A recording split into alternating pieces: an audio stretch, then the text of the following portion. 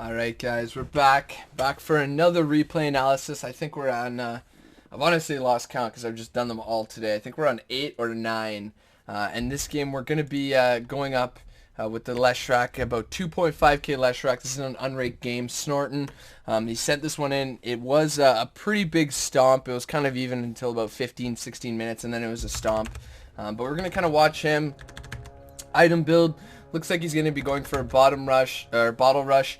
And the first thing I'll say right here is probably did not need to get stunned here. I think lightning is a lot better. Actually ends up missing the stun anyways, but it's going to be doing about 80 damage each, so closer to 160 because it would have jumped. It'll give you a slow, and they probably could have killed the Lena, or really pressured her out there, so probably could have grabbed lightning first. It's just a good ability no matter what, even if you're like going for the rune. Or whatever, and then it means that when you're in lane you don't have to worry about, you know, having 1 point into the stun, but not the biggest of deals. We're going to kind of watch this game. Yeah, like I said, he does win, but that doesn't mean there's nothing he can't learn, especially about the mid lane, and you know, especially with a hero like Leshrac that just kind of stomps all around. We'll kind of see how his item build went and everything here. So using lightning so far, just really controlling the lane. Classic Leshrac, just spamming it out. Doing whatever he can here. Not too bad. Gonna bottle up yet again. Gonna bottle crow there, it looks like. We'll see how that goes. Looks like top lane actually gonna pick it up because top lane took the courier. And okay, doing pretty well still. Backing up a little bit. Looks like he wants to bottle crow now. No flying courier, unfortunately. Has his boots whenever he wants to grab them. And see how it's going so far. 14 for 3 against 14 for 4. So pretty even against Alina. Pretty expected. Both heroes are just like lane dominators, whatever. Unfortunately, got his bottle stolen there. A little bit of courier priority. Grabs his ulti. And going. Here we go. More CS. Lena's missing. And okay, so not too bad. Doesn't really do much right there. Okay, so right there, I think if he was just going to leave for the rune anyways, I think he got like 1 CS there or something. I've said this in a lot of different replay analysis, but I imagine that not the same people are watching them. In which case, so he got that rune stolen too. That's really unfortunate. Not really having the best teammates so far. This seems pretty annoying. But he probably, instead of using that lightning, let's assume he was going to get the rune. Instead of using that lightning, he should have just gone, prepped up here, and stacked the ancients, especially when you've got an Ember Spirit on your team who almost certainly is going to be getting a Battle Fury. If you can really help him farm a lot faster by stacking the ancients once, maybe twice when you're going to the rune. If you get up here at like 50 or like whatever, if you time it well enough, get up here at 50, stack it at 53. If you pull here at 53, you're always going to get to the rune on time. And you'll even come down from high ground so you can see if anybody's across the way. Maybe make it a little bit safer for you, but that's no big deal. Going to keep CSing mid. Coddle, it looked like got a kill there. Lena's dead, so he's pressuring it out pretty well. And returns back again. Trying to do whatever he can, a little bit afraid. Shouldn't be really scared as the Lena doesn't have that much kill potential as long as she doesn't hit the stun. So just got to be careful of that stun. Doesn't have to stand that far back. CSing pretty well yet again. 8-minute rune. Both are taken. So he's going to go home. So not sure why he's going home here. If he just needs to bottle crow, he honestly could. But he's going to return home. Is he going to TP to another lane? That's what's going to be interesting. And as well as what his boot choice is going to be. So he actually manages to kill the Lena there. So that's nice. Maybe not expecting him to be there. And still hasn't purchased boots yet. I'm not sure if it's going to be a boots of travel rush first or not. And he's kind of wasting some time here. Looking for the rune.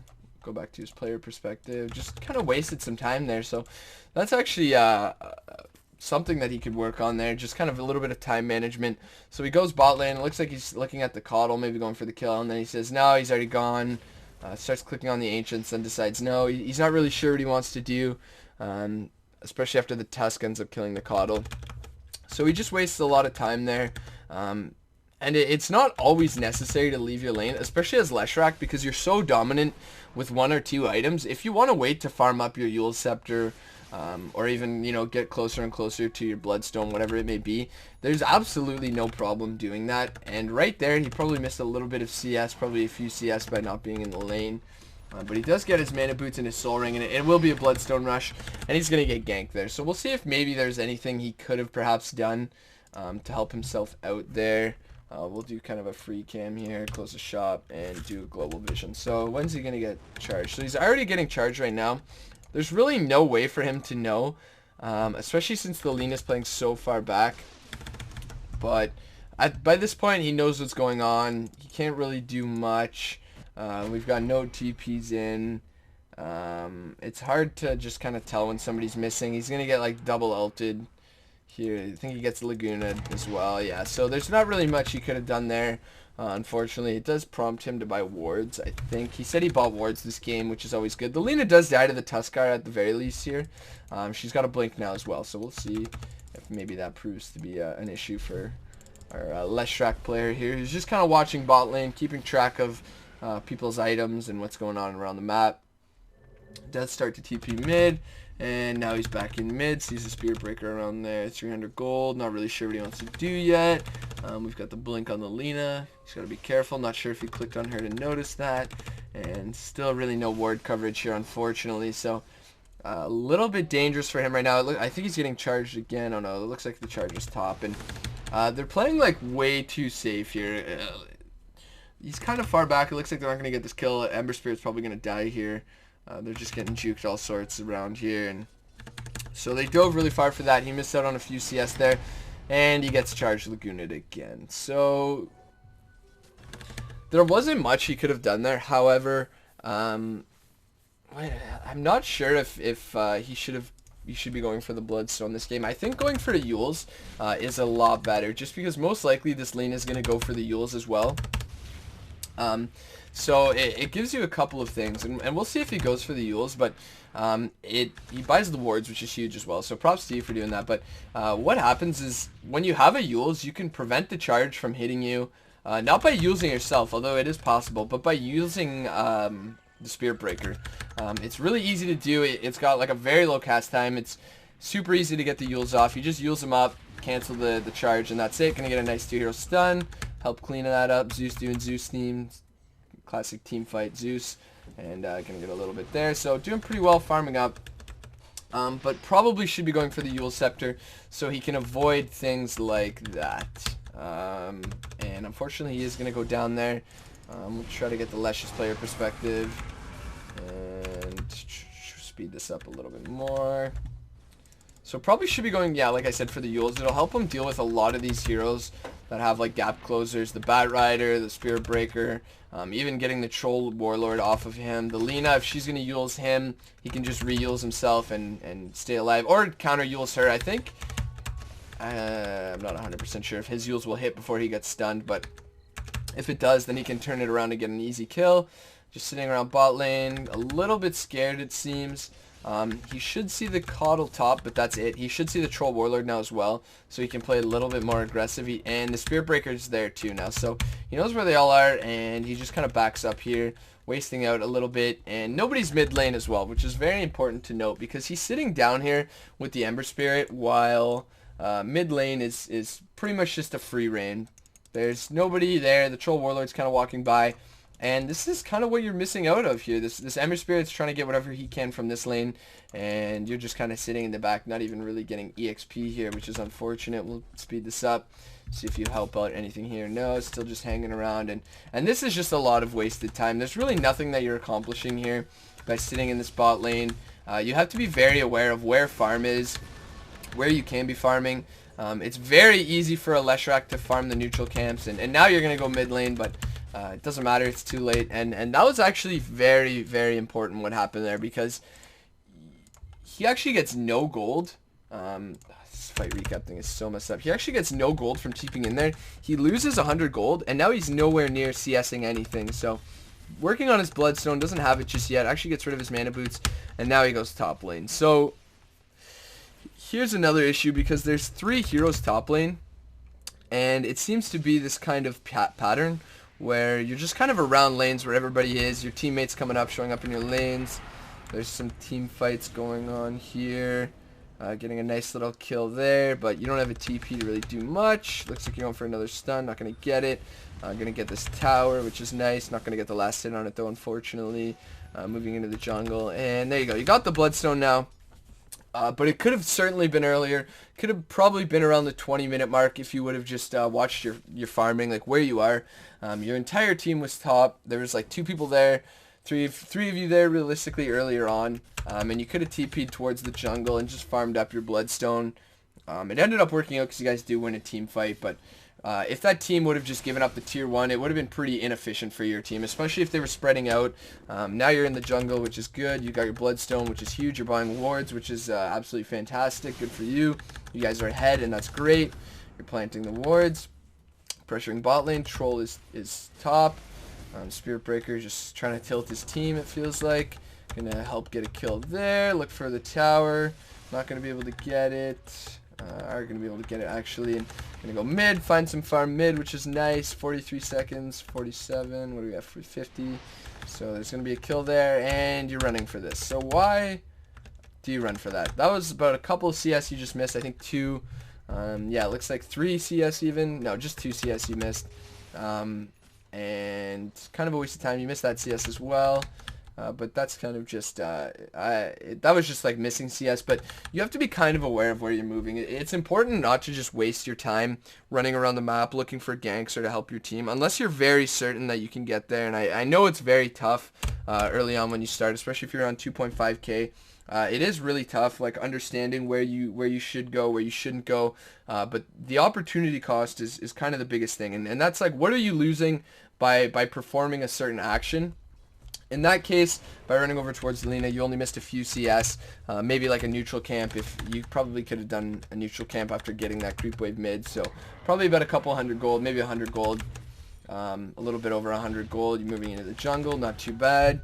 Probably should be somewhere on the lane right now since you've got that ward, and now you know there's a Bat Rider bot lane if you're paying attention to the map, and it looks like you're hanging around. You're TPing mid again, so wasting a little bit of time there bot lane. You're probably looking for the Bat Rider. Maybe you saw him. Maybe you're just waiting for anybody. The Lena's there. She's just going to blink out though. And it looks like, there you go. Keep pushing out the mid lane. This is kind of sketchy right now. Okay, so you do manage to kind of skirt around what could have been disastrous there. It looks like Bat Rider's bot lane. You're getting charged. And who else is here? So the whole team's there. Okay, so unfortunate death there. Let's kind of take a look at how that happened. We'll look at a free cam here, and maybe we can see what went on here, because where do they see you? They've got a ward here, which is the biggest thing. Nobody's around here just yet. The Lina starts moving there now. I'm surprised she gets there. Okay, so she blinks down. That's how she gets there. The Bat Rider's there, has 4 staff. No ulti for him, though. And at this point, there's really not much you can do because you have no Eul Scepter. So, he's actually got a BKB. Or does he? I can't tell if it's just bugged because of the replay. No, he didn't even have the BKB there. So, you definitely could have Euls'd him. I thought he BKB'd like halfway through that, like all the way at home or something, and was going to end up with no BKB. But if you had a Eul Scepter, you probably would have been able to easily escape this gank. Or at the very least made it harder. So again, a little bit of itemization and decision making there. The Bloodstone was fine. It ended up working out. Then you go for an Octarine core. Not so great. I think going Eul's first into Bloodstone perhaps would have been a little bit better. You see all these Bloodstone rushes that these players do, like Arteezy will do on Lina, on Leshrac as well. I think Sumail does the same. But you have to understand as well that they're very, very efficient farmers, and the mana regen from the Bloodstone is very effective. And you do find the ward there, so that's nice. But yeah, this is really weird, this other team. I totally lost my train of thought on this one. Alright, well, we'll figure it out later, whatever I was saying. Just kind of go through this team fight. Everybody's getting a little bit salty here. Oh yeah, okay, so the itemization, the Bloodstone, I think the Eul Scepter was better this game. The reason why you'll see them get the Bloodstone early on, like it can be good. I think in pubs it's a little bit dangerous because pubs are so so scary. Like they're almost played on like the edge of a razor. Like they're always just so close. Like it just takes one team fight to start losing, and even though you may feel like you're ahead, you could end up from behind, and that's why I don't think Bloodstone's the greatest item. I think it's always better to play safer in pubs, in my opinion. So you guys do crush this game, but realistically, the reason why they grabbed the Bloodstone is they look to grab the Bloodstone, they look to get a few charges off of it, and then from there they just farm like crazy with the really nice regen that it gives you. So the game's almost over.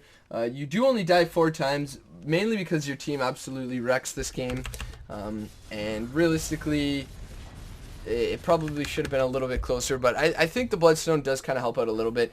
Probably would have been better off to go like Phase Boots, Eul Scepter, something like that.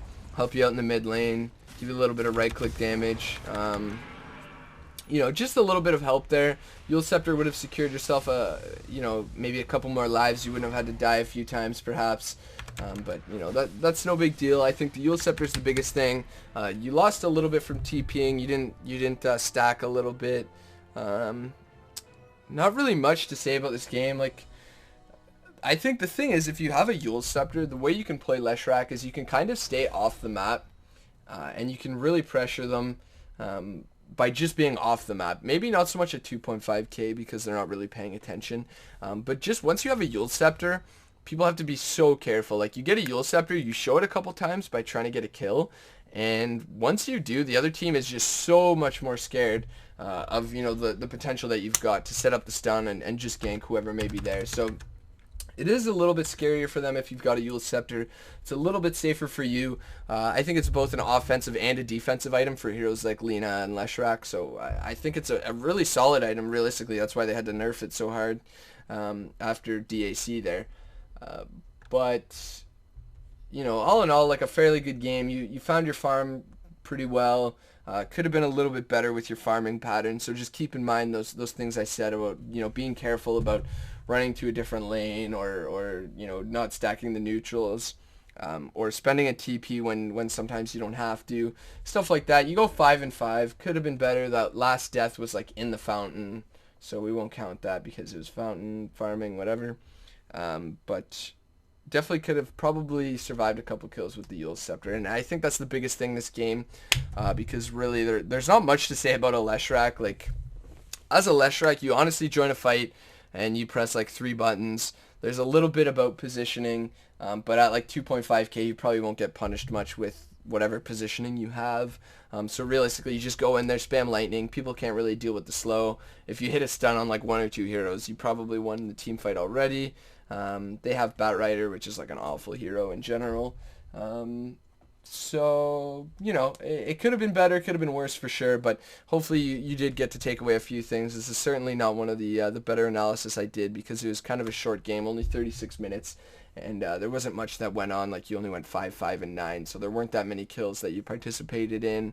But, you know, hopefully I helped you a little bit, and hopefully, you know, you don't think I'm ragging on you for anything. But thanks for submitting the replay, and hopefully, like, next time I go to ask for one, you'll have something maybe a little bit longer that I can break down a little bit more here. But nevertheless, good game, and thanks again for Snorton to sending this one in.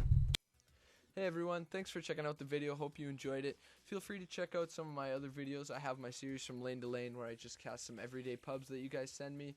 I also do some more professional pubs, like games from Koikva, Miracle, whoever I can get my hands on from Dodobuff. I have a learning series as well, so feel free to check that out. There's some more info in the description, as well as some videos linked in the annotations at the end here. Thanks a lot.